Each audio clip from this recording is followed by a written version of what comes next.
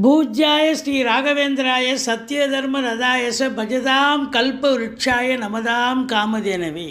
Sri Raghavendra YouTube channel நேயர்களுக்கு சைதை ராஜாவின் அன்பான வணக்கங்கள். நாம் இப்பொழுது இந்த எபிசோடில் டிசம்பர் 25 முதல் டிசம்பர் 31 வரைக்கும் உள்ளடக்கிய நாட்களுக்கு கிரகங்கள் எப்பேற்பட்ட பலன்களை வழங்கப் போகிறது என்பதை பார்க்க போகிறோம். வாக்கிய பஞ்சாங்க அடிப்படையில் இந்த வாரம் தாங்க இந்த வருஷத்தினுடைய கடைசி வாரம். 26 பௌர்ணமி திதி வருகிறது. இதுவரைக்கும் எங்கள் சேனலை பார்த்து கொண்டிருக்கும் அன்பர்கள், சப்ஸ்கிரைப் செய்யாதவர்கள் சப்ஸ்கிரைப் செய்து கொள்ளும்படி கேட்டுக்கொள்கிறோம். ரைட் சைடில் சப்ஸ்கிரைப் இருக்கும், பெல் பட்டன் இருக்கும், ரெண்டுத்தையும் ப்ரெஸ் பண்ணிங்கன்னா அடுத்த நொடியே எங்களுடைய வீடியோ உங்களை நோக்கி வர துவங்கிவிடும். வாங்க ராசிக்குள் செல்லலாம். மகர ராசி காலபுருஷனுக்கு 10வது ராசி. இந்த வாரம் மகர ராசிக்கு கிரகங்கள் எப்பேற்பட்ட பலனை வழங்கப் போகிறது. உத்திராடம் 2, 3, 4 பாதங்கள், திருவோணம், அவிட்டம் 1, 2 பாதங்கள் உள்ளடக்கியது.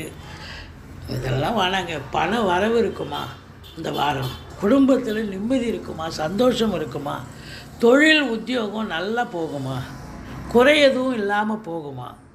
அதாங்க தேவை. சரி, ராசிநாதன் 2ஆம் இடத்துல இருக்கார். அப்போ பண வரவு திருப்திகரமாக இருக்கும். குடும்பத்தில் நிம்மதி இருக்காது. சண்டை சச்சரவு, 7.5 சனி நடந்துக்கிட்டு இருக்கு. சண்டை சச்சரவு பிரச்சனைகள் அப்படி வரும். எல்லா இடத்துலையும் வரும். வீட்டில் மட்டும் இல்லை, வெளிவட்டார பழக்க வழக்கங்கள்லேயும் வரும். வேலை பார்க்குற இடத்துலையும் வரும். வாக்குஸ்தானத்தில் சனி பகவான் இருப்பதால் அதாவது நீங்கள் சரியாக யோசித்து பேசணும், எச்சரிக்கையாக பேசணும். ஆனாலும் பணம் பல வகையில் பையை நிரப்பக்கூடிய ஒரு காலகட்டம். 3ஆம் இடம் ராகு பகவான் இருக்கார். 3ல் ராகு இருக்க கொடுத்து வைக்கணுங்க. அடா சூப்பர். அதாவது 3, 6, 11 ராகு கேதுக்கள் இருந்தால் அளப்பரிய பலன்களை கொடுக்க கடமைப்பட்டிருக்கிறது என்று ஜோதிட கிரந்தம் சொல்கிறது. அப்போ 3ஆம் இடத்து ராகு இளைய சகோதரர்களுக்கும் உங்களுக்கும் ஒன்றா கான்ட்ரவர்சி வறுமை ஒழிய நீங்கள் தொட்டதெல்லாம் பெரிய வெற்றியை தேடித்தரும் அப்படின்னு சொல்லலாம்.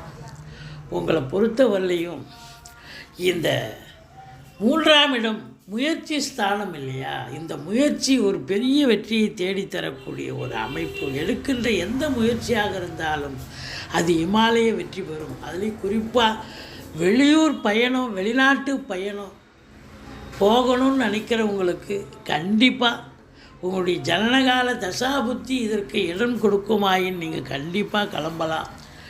அந்நிய பொருளாதாரம் வீடு தேடி வரும். நிச்சயமாக வேலை வாய்ப்பு கிடைக்கும். சந்தோஷமாக வேலை பார்ப்பீங்க. 4ஆம் இடத்துல குரு பகவான் இருக்கிறார். மாத்ருஸ்தானம் என்று சொல்லக்கூடிய இடம். இப்போ 4ல் குரு இருந்தால் அதை விட ஒரு சிறப்பு வேறு என்னங்கிறது. தாய் வழி சொந்தங்களால் அனுகூலம். வண்டி வாகனங்களை வச்சு பொழப்பு நடத்தக்கூடியவர்களுக்கு நல்ல பொழப்பு, சவாரி ரொம்ப பிரமாதமாக கிடைக்கும். படிக்கிற பிள்ளைங்க நல்லா படிப்பாங்க. உங்களுக்கு சுகஸ்தானம் திருப்திகரமாக இருக்குது அப்படின்னு சொல்லலாம். சுகவாசியாக இருப்பீர்கள். வீடு, வாசல், மனை, கார், பங்களான்னு ரொம்ப அதில் இன்வெஸ்ட் பண்ணுவீங்க. ஒரு சிலர் அதில் செலவு பண்ணுவீங்க. அதான் இன்வெஸ்ட் பண்ணுவீங்க. ரொம்ப அற்புதமான ஒரு வாரமாக இது விளங்கப் போகிறது அப்படின்னு சொல்லலாம். உங்களை பொறுத்தவரையிலையும் 8ஆம் இடத்தை குரு பார்க்கிறார். சூப்பர். அதிர்ஷ்ட வாய்ப்புகள் தேடி வரும். வரா கடன்கள் வசூலாகும். இன்சூரன்ஸ் பணம் கிளைம் ஆகி கைக்கு வரக்கூடிய ஒரு காலகட்டம். அதாவது வாழ்க்கை துணை அல்லது மனைவி மூலம் யோக பாக்கியங்கள் கிடைக்கும் அப்படின்னு சொல்லலாம். உங்களுக்கு 3ஆம் இடத்துல ராகு இருக்கிறதால அப்போ 9ஆம் இடம் என்று சொல்லக்கூடிய இடத்துல கேது இருப்பார். 9ஆம் இடம் தகப்பன் ஸ்தானம், பாக்கியஸ்தானம்னு சொல்கிறது. தகப்பன் அதாவது உங்களுடைய தந்தைக்கும் உங்களுக்கும் கருத்து வேறுபாடு வரும். வெளிநாடு போகணும்னு நினைக்கிறவங்க தாராளமாக போங்க. ஆனால் உங்கள் தாஸ்தா வேஜிக்களை சரிவர எடுத்து செல்லுங்கள். பாக்கியஸ்தானத்தில் கேது இருப்பதால் குலதெய்வம், இஷ்ட தெய்வம் வழிபாடு உங்களுக்கு கண்டிப்பாக தேவைப்படுகிறது. 10ஆம் இடம் குரு பார்வையில் இருக்கிறது. பட்டங்கள், பதவிகள் தேடி வரும். தொழிலில் இரட்டிப்பு வருமானம் வரும். தொழிலில் நீங்கள் முனைப்போடு செயல்பட்டு வாடிக்கையாளர்களை கவர்ந்து நல்ல சம்பாத்தியத்தை பார்க்க போகிறீங்க. தொழிலில் இரட்டிப்பு வருமானம், இரட்டிப்பு சந்தோஷமும் கிடைக்கும்.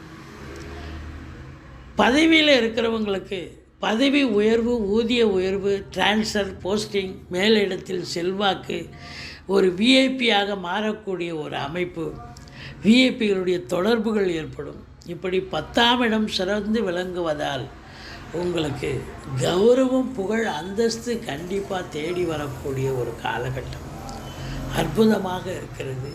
10ஆம் இடம் சிறந்து விளங்கினாலே 2ஆம் இடம் சிறப்பாக தான் இருக்கும். தொழில் உத்தியோகம் நல்லா இருந்தால் வருமானம் சிறப்பாக தான் இருக்கும்.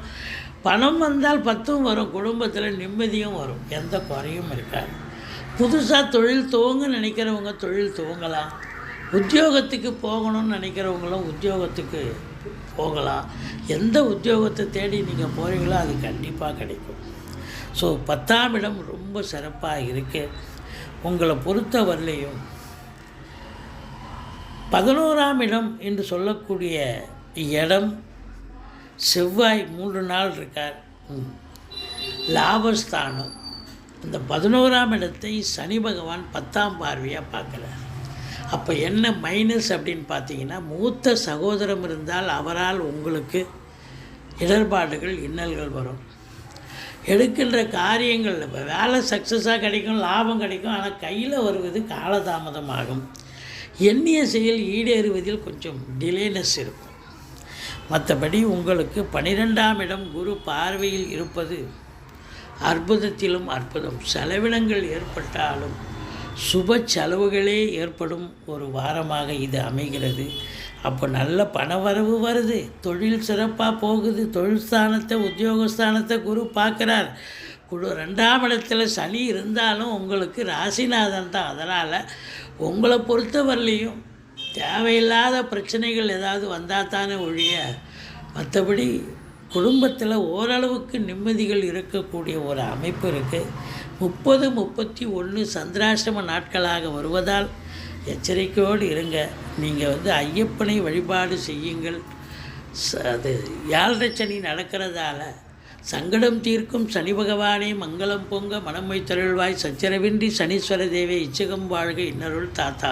இந்த ஸ்லோகத்தை சொல்லி எள்ளெண்ணெய் தீபம் தனி சனி பகவானுக்கு தனி சன்னதி இருக்கும் கோயிலாக தேர்ந்தெடுத்து எள்ளெண்ணெய் தீபம் விட்டு வாருங்கள். தலைக்கு வர்றது தலைப்பாயிட போகும். மற்றபடி இந்த மகர ராசி அன்பர்கள் தொழிலில், உத்தியோகத்தில் சிறந்து விளங்க போகிறீங்க. சம்பாத்தியம் சிறப்பாக இருக்கும். சந்தோஷம் அதனால் பிறக்கும். நீங்கள் வணங்க வேண்டிய தெய்வம் அப்படின்னு பார்த்தீங்கன்னா பிள்ளையாரை வழிபாடு பண்ணுங்கள். எங்களுடைய வீடியோ பிடிச்சிருந்தால் லைக் பண்ணுங்கள், ஷேர் பண்ணுங்கள், சப்ஸ்கிரைப் பண்ணுங்கள். மறக்காமல் சப்ஸ்கிரைப் பண்ணுங்கள். நன்றி. வாழ்க வளமுடன்.